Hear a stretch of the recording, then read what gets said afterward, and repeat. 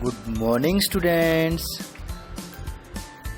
Today we start chapter number 2, last paragraph.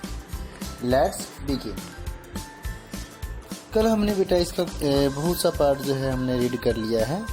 हमने देखा इस कहानी में कि कैसे एक जो चरवाहा है वह लैंडलॉर्ड से यानी कि ज़मींदार से मिस्टर जॉर्ज से जो है बातें करता है अनजाने में और उसको भला बुरा कह देता है।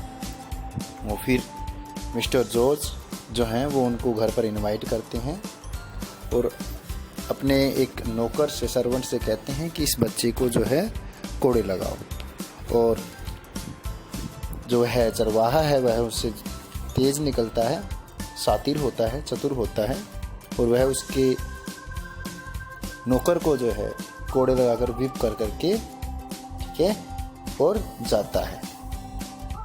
चलिए रीड करते हैं। On seeing Tom, he teased, "So how was the reward, little boy?"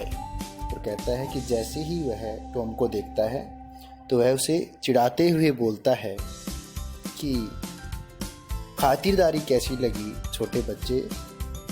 Mister George, "I am grateful sir." कहते बहुत अच्छा सर, बहुत अच्छा, सेड टॉम और वॉकिंग अवे, और वो वहाँ से चला जाता है।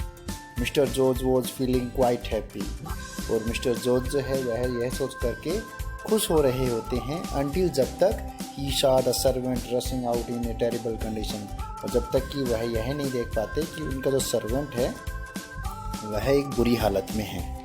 ठीक है, कहते हैं the boy flogged me very badly sir, और कहता है कि उस लड़के ने मुझे बुरी तरह से कोड़े मारे हैं sir.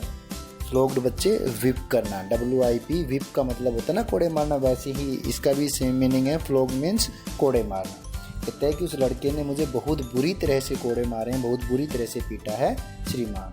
The smile vanished from mister George face and he began fuming, और कहते हैं कि जो स्माइल थी मिस्टर जॉर्ज की वो वैनिश हो गई।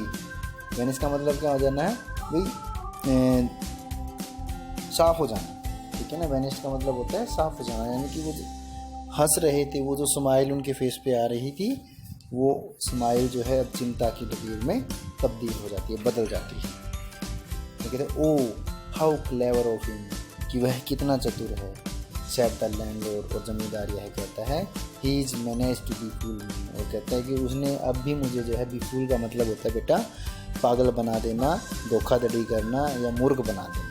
ठीक है, तो कहते हैं कि उसने अभी भी मुझे जो है पागल बना दिया। आई एम क्वाइट अशेम्ड, और मैं जो है इस पर अशेम फील करता हूँ, शर्म जो होता है ना, शर्म महसूस करता हूँ, साई फील करता हूँ, अशेम्ड। ठीक है, कहते हैं never again shall I go in front of him, कहता है कि अब मैं कभी भी उस लड़के के सामने नहीं जाऊँगा।